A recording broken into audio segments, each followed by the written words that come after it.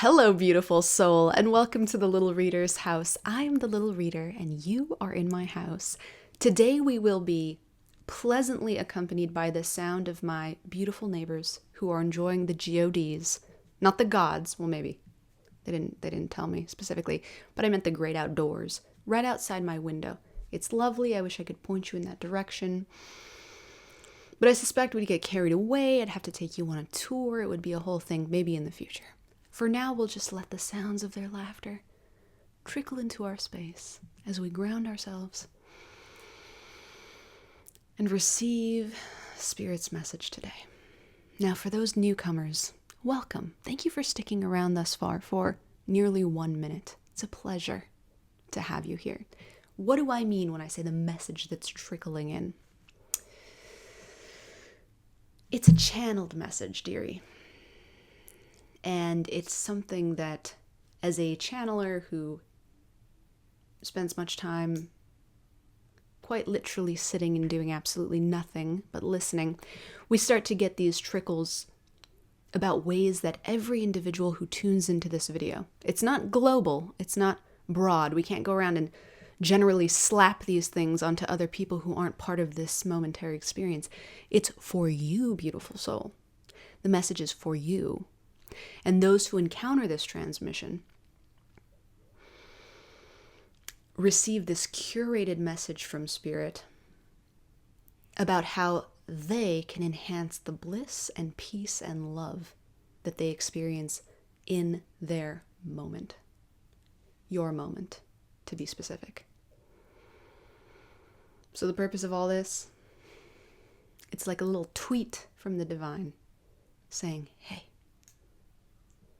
try this on for size, my love. Yeah, the divine has an accent. Many accents, as it were. So, welcome, enjoy. And one last thing. It doesn't need to make any sense. In fact, the less sense you try to make it make, the better. Let the mind play, let the mind fight, let the mind reject it. But there's a transmission of energy too. And that can be felt right here. And it's just as valuable as any sense or nonsense that goes through here. So, let's begin.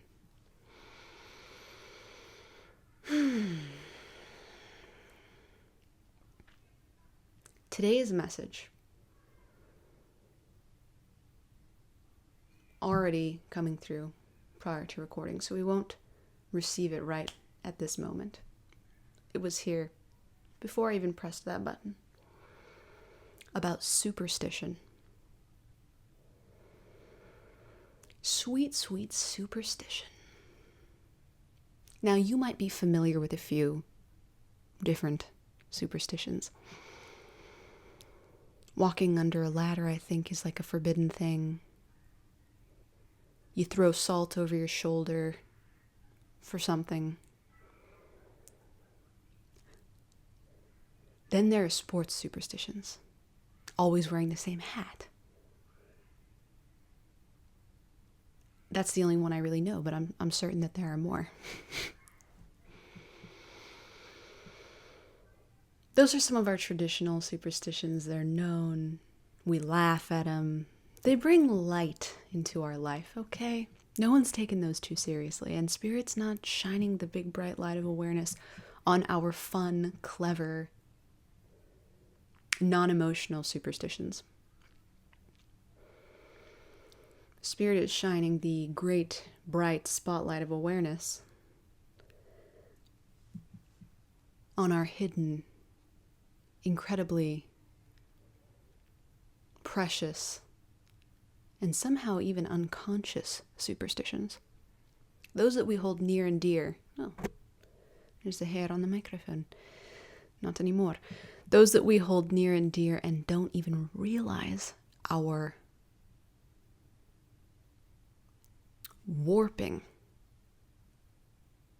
our peace, inhibiting our ability to relax, inhibiting our ability to feel like one with the divine. Now, here's Spirit's so-called gripe with superstition. For the record, Spirit, in my experience, doesn't gripe or judge anything. There's no resistance. Spirit is beyond the mind. That being said,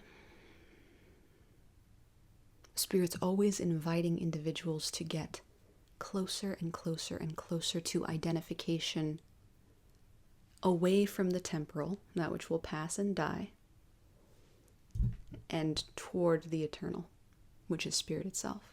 And this is one such invitation.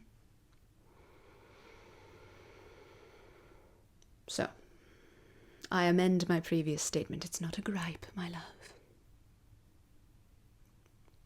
It's like an open-handed gesture. Try this on for size.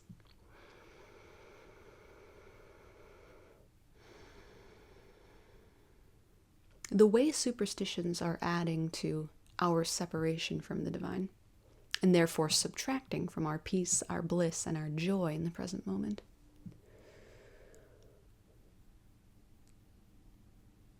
is because superstitions presume that there is some process or some pattern or some act or some intention that has to be present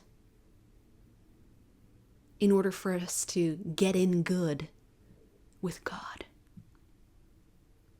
in order to have favor, in order to be blessed, in order to receive your requests, for instance. I have to have a pure heart. Or I have to promise that I'm going to give all my riches to the people that I love when I acquire them. Or I have to do some arbitrary thing, wear this piece of jewelry, keep this crystal close. The premise is that we are truly, fundamentally separate from God, separate from the divine, separate from the white light of awareness. That's the foundation of all superstitions.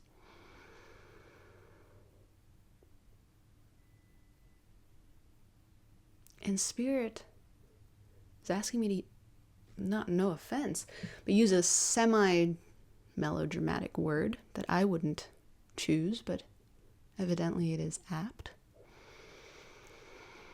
to say that Spirit weeps at this.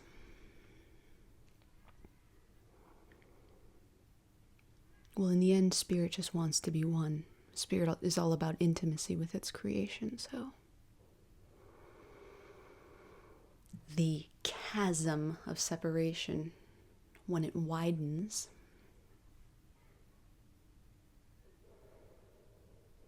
seems to result in something akin to sadness for the divine.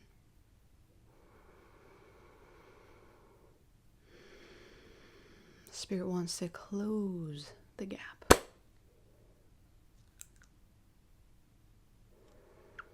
Spirit would like us to be open to the possibility that we are Spirit. Now, I don't know about you, but I'm feeling 22. Actually, no, it's more like 6. But that's not where I was going with that. I don't know about you, but my mind is very resistant, or formerly was before my practice of meditation went into levels of insanity. The intellectual concept of I am one with God, I am one with the divine, it was like, just stop and go away. So, the value in sharing that is that the mind will not take to the concept easily. And if it does take to the concept easily, it will probably be used against us later. Don't ask for examples on that. There are too many to name. Just watch your mind, and you'll see. If I were one with God, oh, here we go. I guess we're doing an example. If I were one with God, then I would be controlling shit to start. No more famine, no more war, no more suffering, no more ill health, at least for myself. The rest of you hooligans, I don't know. This is just one example of the way the mind resists the concept. And so we can see that superstitions are an aspect of the mind. Another way of creating that distance between us and the divine. It's like the mind is saying, if you want to earn, if you want to be my lover, you got to get with my friends. That's not what the mind is saying, but hello. If you want to earn the love of God, or the luck of God, or the favor of God, you're going to have to change something about yourself. If you want your prayer to work, you're going to have to be, as we said before, a little bit more humble. If you want to solicit that favor, you're going to have to promise to give 50% to somebody. There's just so much embedded superstition. It depletes self-trust. It depletes self-honor. It depletes self-value, and it depletes self-love. And as Spirit likes to reveal around here in the house quite a bit, anything that depletes self-love or honor or value or trust is depleting the honor, the love, the value, and the trust in God itself. Damn it. And it's all okay, beautiful soul. There's no condemnation in this. We're not in trouble for being superstitious. But if we were relying on tricks and talismans and rituals to trick God into doing our will, then we can just take our crystal out of our bra and calm the fuck down.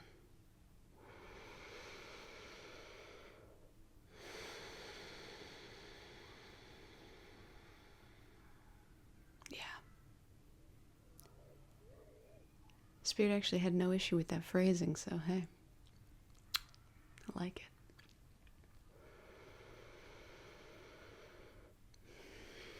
Here's the invitation in closing, Your Honor.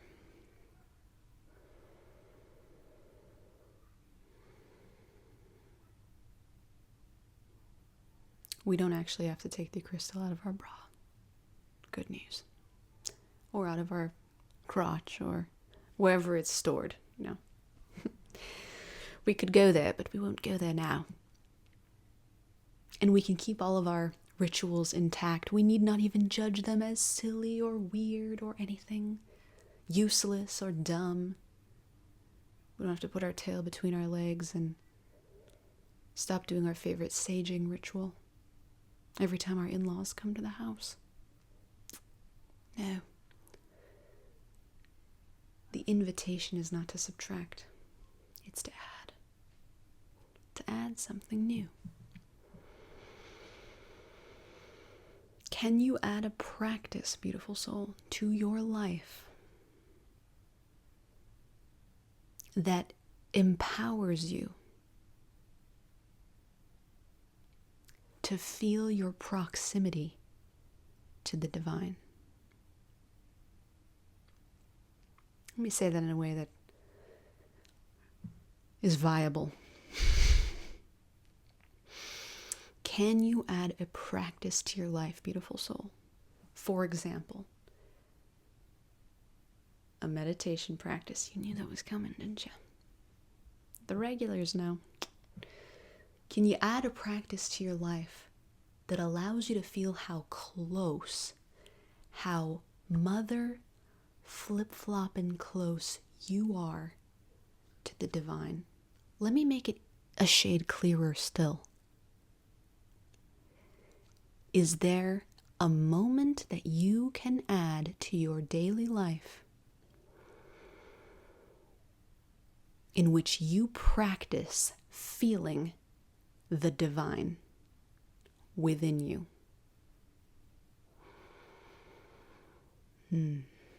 That's about as clear as it gets. We don't have to take away a single ritual. Keep your favorite sports hat, my love.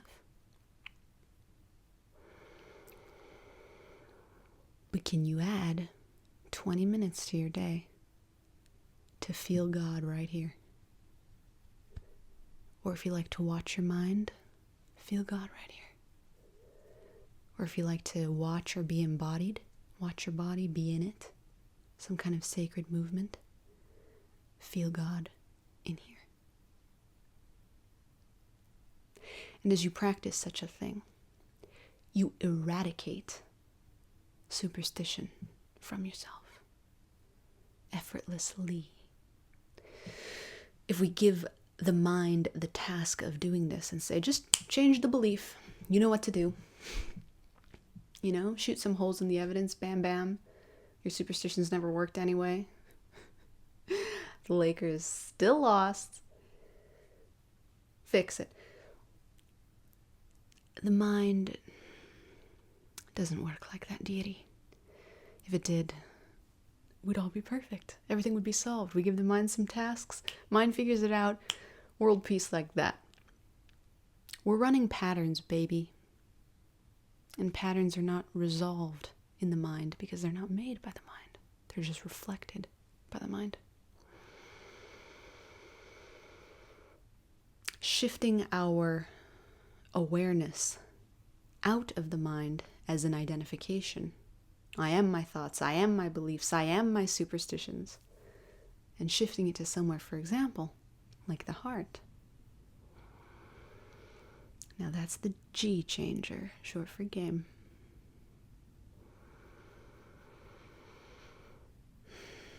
It doesn't have to be here. But the fruits of this labor are sweet indeed. There are a million ways to do it. I'm sure you'll find the one that suits you perfectly. Today you're just being invited to start. That's all. Will you start? And watch your superstitions melt away as you realize that the whole time you were just trying to trick yourself into giving yourself the best possible experience.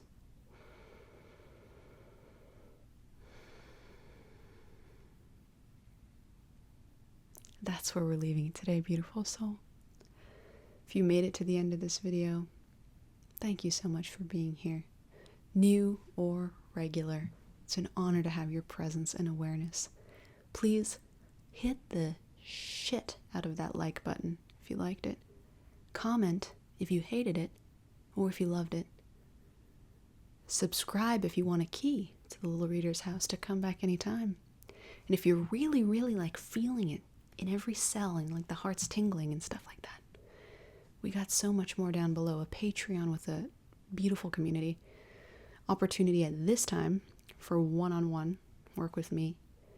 And my email address. What you use that for, my love, it's up to you. Until we meet again, I'm sending you all of the love I've got.